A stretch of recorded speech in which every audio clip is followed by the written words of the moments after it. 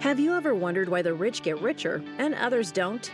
Could it be that a small percentage of the population seek out others to find, study, and execute on legal loopholes that exist within our financial life and make it easier for them to prosper? The answer is a resounding yes. This is the Secrets of the Wealthy podcast with John Mintz. John has spent a lifetime researching and mastering the financial loopholes that he believes should be available to everyone.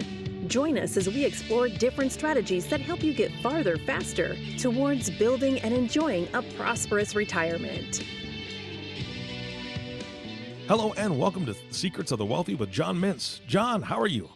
Hey, good morning, Eric. It is great to be back on the air again, and I think we've got a great show lined up for today. Yeah, I'm excited because this is the second part of a series that you're starting about top 10 questions to ask your advisor. And you've actually got some bonus things in here as well for the listener. Before we jump into that, first of all, listener, since this is the second part, go back and listen to the first one. You're going to get the first 4 questions at least about what you should be asking your advisor. And then, John, I know that you want to do a market update before we get started. Yeah, I do. This is kind of a new thing we've started, and we seem to be getting some really good feedback with it. And it just helps people kind of stay up to date in just a few minutes' time. So let's do that. Perfect. So, this past week, once again, inflation was up to an all new 41-year high at 8.6%. The cost of food is up 10.1%. The cost of housing is up 7%. Rent is up in some places as high as 20%. My son-in-law and daughter are actually considering moving and renting their home just because they have a tiny little home, and the home next to them is renting for $1,900 a month. Oh my gosh! And it's just a small home, but that's just sign of the times, right? Yeah. Energy bills up a whopping 19.1%. And then meanwhile, the average cost of gas now per gallon has now more than doubled in the last year and a half. And meanwhile, the average cost of a gallon of gas now has more than doubled over the last year and a half. And now it's over $5 a gallon nationwide for the first time ever, right? So, goodness, inflation is almost certainly hurting everyone right now. In fact, I heard this the other day. It's a new analysis out showing, this is an interesting way to look at inflation, showed that the average family will pay this year a full month in its total income just in inflation, a full month. So 1 month of your working life each year is going to inflation. That's just really kind of crazy to think about. Let's talk about the markets real quick. The S&P is now off 20% year to date, so it's now in bear territory. The Dow is down 17% year to date. The NASDAQ is down 30% year to date. I'm going to check, see where oil is at.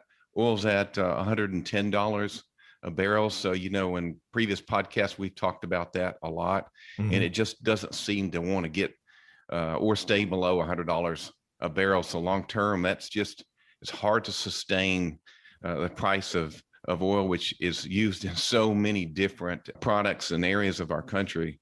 That's got to come down at some point. Mortgage rates. This is an interesting. You remember back in February we recorded is a market crash imminent, and then in March we recorded a show on interest rates and saying where they could go. At that time, I was saying how interest rates had gone from, I think, 2.5 in November. I'm doing this from memory, Eric. You might be able to help me, but I think it had gone from 2.5 in November to around 4 in March. Yeah, I think you're right. Well, now they're at 6. National average now is over 6%. The federal funds rate is 1.75%, and I think we started close to zero towards the beginning of the year, but they have said that their target is 3.5% by year end. So their last increase this last week was 0.75%, sometimes also referred to as 75 basis points, largest increase in quite some time. And I'm sure you saw what it did to the markets last week. They responded very negatively, just as we predicted they would. Back at the beginning of the year, and we're not done. So, but in spite of all that, I guess I could share some good news. Maybe the good news is that things are actually starting to slow down. And I don't know how, John, how is that good news that things are slowing down where it's necessary and it's needed to curb inflation? New home permits now are slowing. They're down 7% last month. Target has started cutting prices that due to excess inventory. Sam's Club has slashed the price of memberships.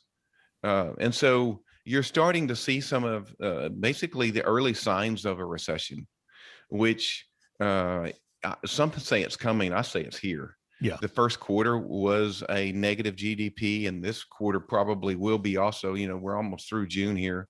Today is June 20th, I believe, that we're recording this. And the second, if the second quarter ends also in a negative GDP, we will officially be in a recession. The only thing that would keep that from happening is, the lockdowns in China caused fewer imports than normal. And so that might save this current administration from having another negative GDP, but we're basically in a recession. The question is, how long and how deep is this recession going to go? And none of us know. We have to hope that it's a slow landing, soft landing, as they say, but I don't know that that's going to happen. So we need to batten the hatches and get ready, because it's going to be a rough year or so. Cash is king, as they say. Yeah. So, all that being said, that's why I want to segue now back into our show topic, which is the top 10 questions you should be asking your advisor right now, because I think these questions are really important based on everything that's happening around us. You need to be informed. Yeah, absolutely. And you need to have a plan, right, Eric? Yeah, absolutely. And I remember, the last show that we did, you've supplied me these questions. I'm going to ask them from the audience's viewpoint, because these are all things that they should be asking their advisor, and you're absolutely going to be answering today. So I'm excited to jump into this, but I want to jog your memory a little bit, because you brought up the housing prices, you brought up rent. It was about a year ago, and I don't remember if you and I were talking off air or we actually were speaking about this on the podcast, but I remember watching a video from North Carolina where there was a house for sale, and it was a house that was, I think it was just under $300,000. And the video was from one specific realtor that was on the porch of the house videoing all the cars on the street and in the circle and in other people's driveways, and all these people flocking to see this house. Right. It was just, there had to be at least 50 to 60 people on the video going to see one house to purchase one house. And what a change, John, from 1 year ago to a video I just saw this just 2 days ago of people lined up and down the stairs to go see a single apartment that was for rent in New York. There was multiple examples of this where people were congregating. There was 30 or 40 people outside one building just to go look at one apartment that was available for rent. It's not a purchase thing anymore, And so it was very telling from where we are from a year ago. So I think the audience just needs to be prepared. These are the questions that you need to be asking, because if your advisor or the advisor you're interviewing is not willing to answer these questions or cannot answer these questions, you've got to find somebody who is. And I love the fact that your market update transitions right into question number 5, which we're starting with today. Is, John, how will inflation affect my retirement? Well, that is correct. And, I don't think this is a question that anyone thinks to ask their advisor. And, because people, I have this belief that most people are just genuinely really nice people, and they don't want to put anybody on the spot, right?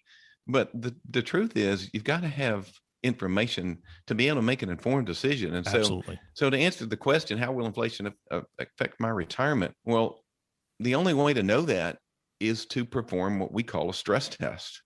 So, for example, I have several clients coming in this week, and we're going to be talking about a retirement plan for them. And I have a software that charts out their current scenario, meaning if everything went, normal, well, nothing's really going normal right now, but if everything went normal, inflation was normal, which is about 3.2% over the last 100 years, and markets were normal and taxes were normal for the next 30 years, and we made no changes to their current plan before they came to me, what would that look like? In a lot of cases, it kind of looks like they might make it. Of course, if we didn't apply any stress. But then we start to apply stress. And one of those stresses are we start to ramp up inflation on their expenses. So, for example, I had a client right now, and they have, it's a husband and wife, they have about 2.2 million in assets.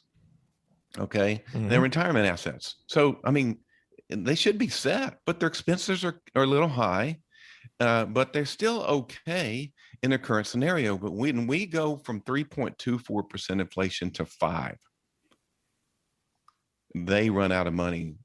Not just run out of money, they run out of money quickly. And individuals don't realize, well, maybe they're starting to realize now, the dramatic effect that inflated expenses have on the erosion of their retirement.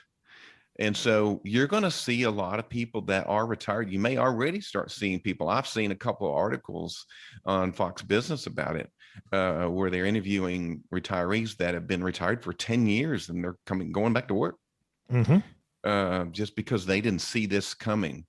And that just, it really hurts me inside to know that people could not have known and didn't have a plan to be able to attack this when it happened, because even when inflation was 1.9% for the past 10 years prior to last year, because last year was 7. But if you go from 2020 backwards, the previous 10 years, the average inflation was 1.9. Well, at that time, I was stressing 3.25% because that was the mean, right? Over 100 years. But now that's no longer, in my mind, the mean. So we're at 8.6. So why would I be, using 3.2, right? And so now I'm using all my plans and stressing those against 5%. And if they run out of money, then we have to rework the plan.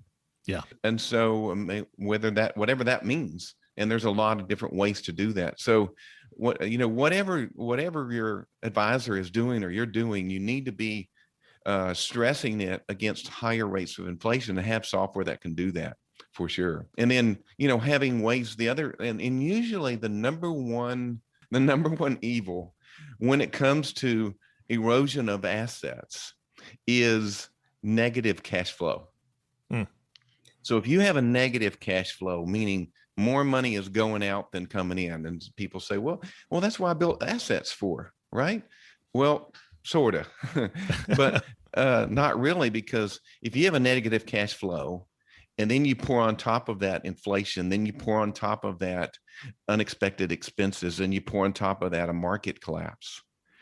Well, all of those working in tandem is going to cause erosion to be on hyperspeed, and you can't get it back. It's just like if you have $100,000 in the markets and you lose 50, you have to gain 100% to get back to even, not 50. It's that kind of thing. And so I cannot overemphasize this one. This should have been number one. Actually, I probably said that 3 times, but because right now, if people are not, benchmarking their retirement plan against an increased inflation, they're going to be in trouble. All right. I know you've got other numbers on this list, right? We need to move on here in just a moment. But before we do, I do need to ask you, give us one hint, one tip, one thing, one thing maybe the audience hasn't heard before that can help them in this situation, especially when if somebody's just going into retirement or they just retired in this last year, they're looking down a nasty barrel, right? So what's something that they can do or look at? This is true. So, I mentioned that the number one evil is negative cash flow. Well, how do we fix that problem? Well, fix the problem with positive cash flow, right? Yeah. Well, John, that sounds simple. So one way to do that is, a lot of people have annuities. They don't even know it. A pension is an annuity. Social Security is an annuity. Those are built over time, but you can build an annuity with a lump sum too. So if you have $1 million, you can take 200,000 of that, move it into a fixed income annuity, a income benefit annuity. And, we got to let that percolate for a little while. In some cases, we can start income day one, but long story short, we can use that. In this case, let's say if you had $1 million, we only took 200,000. We can use 20% of the assets to fill the negative cash flow hole permanently and allow that income to increase over time so it offsets additional inflation. And now we've got 80% of the rest of the assets to spend on whatever we want, as opposed to worrying if the whole million is going to last us or not. And so that's just one way. There's many different ways to fix that problem, but that's one way to use lifetime increasing income, to offset that negative risk associated with increasing inflation. Yeah. And you've touched on that before in other podcasts. So listener, go ahead and go back and take a look at some of the other podcasts, because I know that you spoke exclusively about some different plans that fall into that category. So the next question that people need to be asking their advisor is, how can I protect myself from market losses? I mean, I think that's across the board something that everybody wants to know, no matter what the inflation rate is, no matter what the interest rate is. I don't know if that has a whole lot to do with either one of those two. We're always constantly going, I don't want to lose stuff in the market. So how do we do that? Yeah, I really feel bad for the traditional advisor right now. I've said this before, but they're in a tough spot right now, because typically, for most retirees, they're using something similar to a 60-40 split or mix. They put 60% of the assets in stocks or securities or mutual funds, and they put 40% of that in bonds. Well, neither one of those is working right now. They're both crashing, right? And it's just an unusual time that we're in. And so you can't really use the typical protection strategy, which is bond, to protect, certainly not as a whole. You might be able to have a portion of your assets there. So there's other ways to protect yourself from market losses. One is go to cash, right? Which I did with some of my clients on a small portion for a while. And I still have some clients in cash, but the problem with that is if you're in cash, then you're losing too, because inflation is 8.6% and you're earning nothing. Yeah. And so you've got to find someone that has other alternative investments that allow you to grow but buffer the downside. There's many different strategies that we've talked about annuities a lot on different shows, and that's one strategy. But there are other strategies available out there. So I think the key is you need to be asking your advisor, do they have alternative strategies that can win, even that are, let's call it market agnostic, meaning that these strategies can win whether the markets are going up, down, or sideways. We do. Not all advisors do, but you should be asking that question. And if they don't, people ask me sometimes, if I already have an advisor, can I work with you? And I said, I don't know. How many doctors do you have? Great And you point. see this really, really like dumbfounded look on their face, like, oh my gosh, of course. And I probably have I have more than one accountant. So it's certainly, absolutely, not one person can't be everything to everyone, myself included. Yeah, no, I think that's a great analogy. I love that. All right. Next question is, and this is a tough one. What is the plan to offset the early loss of my spouse?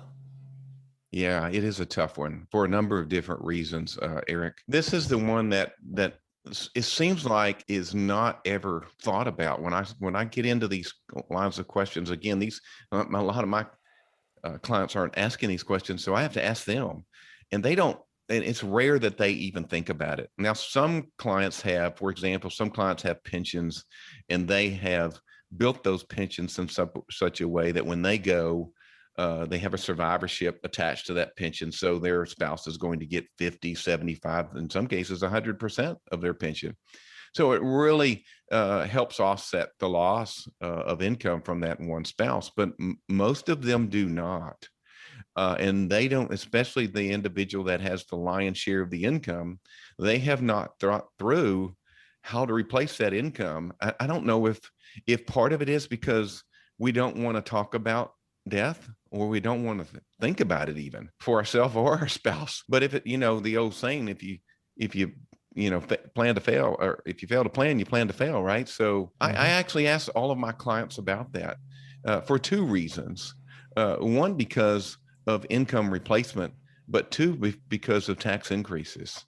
So for example, if we have a client, husband and wife, and the husband has $3,000 a month in Social Security, and the wife has $2,000 a month in Social Security, and the husband passes first. Well, the wife will step up to the larger of the two, so she gets $3,000 a month, but her $2,000 goes away. Mm-hmm. So that's an instant loss of $2,000. And if the husband also had a $2,500 a month pension and didn't have a survivorship on it, that's also gone. Mm. Then you stack on top of that she's now gone from married filing jointly to filing single, higher tax bracket, and her tax deduction just got cut in half. So it's a double, triple, quadruple edged sword that's just been, she's just been stabbed with. So that has to be planned for. So you have to think about how to protect that. So even if someone has enough income, like I have many clients that have more than enough income for the rest of their days, if both of them live a long time and they both die on the same day, right? But that's not the likelihood of happening. So we plan for the one that is most likely to lose the most income. We build in lifetime income that will kick in the event that the other spouse goes first. Mm. And that way we make sure that spouse is protected when that happens. Yeah. And that's what it's all about, right? I mean, as a married guy myself, I want to make sure that my wife is taken care of. And I think that most spouses would feel that way. And it's already going to negatively affect her. Hopefully she'll be sad if I die. But I don't want it to affect her in multiple ways, right? So no, that's great information. For those keeping track at home, we are on number 8. This is the last question for this podcast because we called this kind of the top 10 questions, but John has built in a couple bonuses, and we're going to cover the next 4 on the next podcast. So stay tuned for that one. But before we end today, number 8, how does my financial plan affect my family? And that's an interesting question, John. It is. But before I do that, I promise your wife is going to be sad. Okay. Thanks, man. And it's funny that you say that because, or not funny, but it's interesting that you say that because the truth be told, she was going to have to deal with the sadness in the morning and all the things that go with that. Mm-hmm. And can you imagine having on top of that the stress related to how am I going to replace the income of Eric that I just lost? Yep.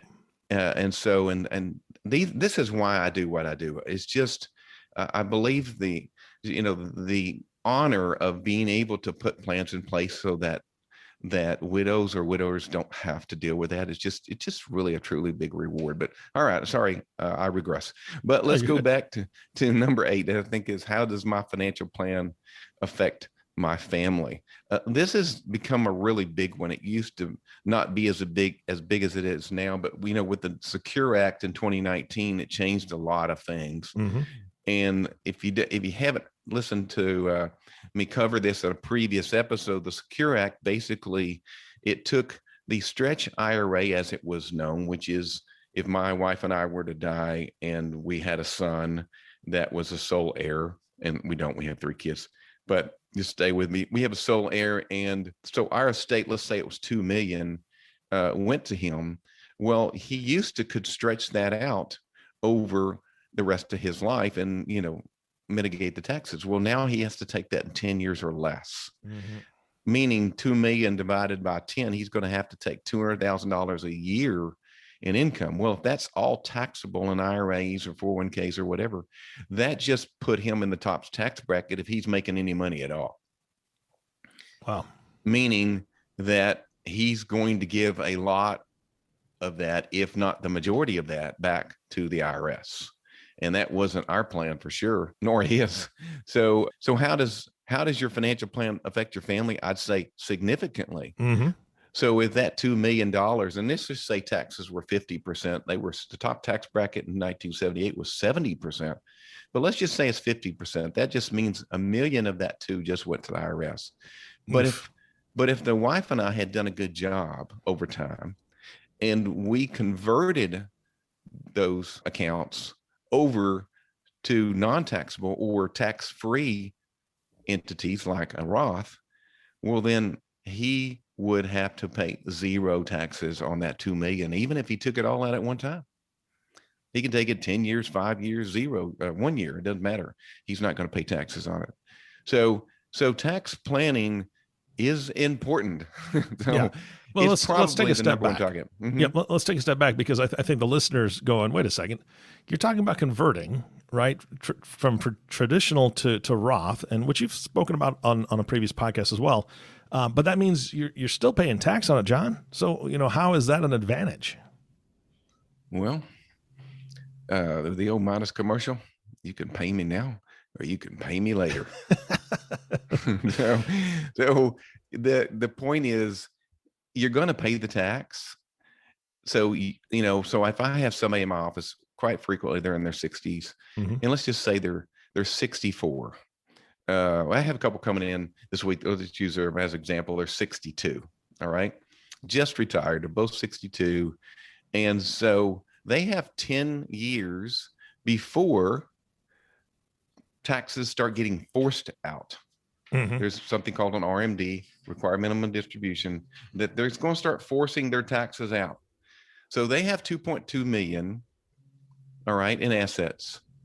And if they pay taxes out over time at their current tax bracket and expected one-time small increase at the end of 2025 when taxes go up, I won't get into the details of why that happens, but just know that taxes are going to go up, people, at the end of 2025 automatically. Mm-hmm. Right? That is the law. And so with their current tax bracket and the increase on that $2.2 million in taxable assets between now and age 90, if they live that long, they will pay 1.75 million in taxes. I'll say it again. On 2.2 million in assets, they're going to pay 1.75 million in taxes unless they convert that 2.2 million in the next however many years, right? Mm-hmm. So if they were to convert it prior to the tax law change, their taxes would be 550,000, savings of over 1.2 million. Yeah. Now, it's probably not likely we'll get all of that converted in 4 years counting this year. It's probably not likely we'll get all of it converted, but we're going to make some dramatic progress for them and continue doing so prior to age 72, because we can either take, and so they've just retired, right? Which means what? They've gone from double earners, higher income, down to no earners, lower income. So we can capitalize on those lower tax brackets that they now are in to convert this stuff at even lower brackets than they would pay, even if taxes don't go up. But they're going to go up. We all know that significantly. Yeah. Well, and I've heard the old adage, and I don't know if you've said this before, but I've heard it just in general. I'd rather pay tax on the seed than on the harvest, right? Or on the acorn or the tree, kind of the same thing. And so I'm assuming that's holds true for this scenario specifically, right? It does. It does, of course. The only scenario where it would not pay to convert from a taxable asset today to a tax-free asset today, or Roth. The only, if you believe the taxes were going to stay the same, well, then the calculations will come out exactly the same, given the rate of return being the same. So why go through the work if the taxes are going to stay the same, which we already know they're going up at the end of 2020. If you believe taxes were going down, I can't find anybody that believes that right now. But if you did, then it wouldn't pay to do a conversion either, obviously, because you're going to convert at a higher tax bracket. So just common sense wise, if you believe taxes are going to go up at all, then converting in the right way with the right techniques and the right products and the right everything, including running all this by your accountant prior to doing anything and your advisor, done correctly there, and with taxes, with the known fact that taxes are going to go up, it is definitely in your best interest. Yeah. Well, as we wrap this podcast up, I want to talk to two sections of the audience. There's two segmented parts to this audience that's listening right now. If you believe that taxes are going down in the future, I have a bridge in California I'd like to sell you. So let's go ahead and reach out and contact us, because I do have a deal for you like you wouldn't believe. But if you're part of the majority of the audience who believes that taxes are going up, and anything today kind of triggered a question for you, especially, I know a lot of you kind of tilted your head like my dog does, because that's what I do when I hear something new. I'm like, what? If you kind of tilted your head when you heard that in 2025 taxes are going up by law, and you have no idea what that is referencing, please reach out to John. Or if you're just interested in any of these strategies that he's talking about, please reach out to John. John, what's the best way to get a hold of you? Well, we're going to put a couple of links at the bottom of this podcast. One is going to be a link to our website that has all our contact information on it, and you can reach us right through there. Another, we're going to put a link to a recent tax savings campaign that we pushed out to all of our database of clients and individuals that are on a newsletter and all that. And so we'll put that link as well at the bottom of this podcast so people can get more information about what we've talked about today. Fantastic. All right, John, thank you so much for your time and all the great information today. Thank you, Eric. You bet. And of course, our last thank you goes to you, listening audience. Thank you so much for tuning in and listening to the Secrets of the Wealthy podcast with John Mintz. If you have not subscribed to the podcast yet, please click the subscribe now button below. This way, when John comes out with a new podcast, it'll show up directly on your listening device. And we humbly ask that you take a look at this podcast, rate it, and leave a review, because this actually does help others find the show, and we'd appreciate that. Again, thank you so much for listening today. For everyone at the Secrets of the Wealthy, this is Eric Johnson reminding you to live your best day every day, and we'll see you next time.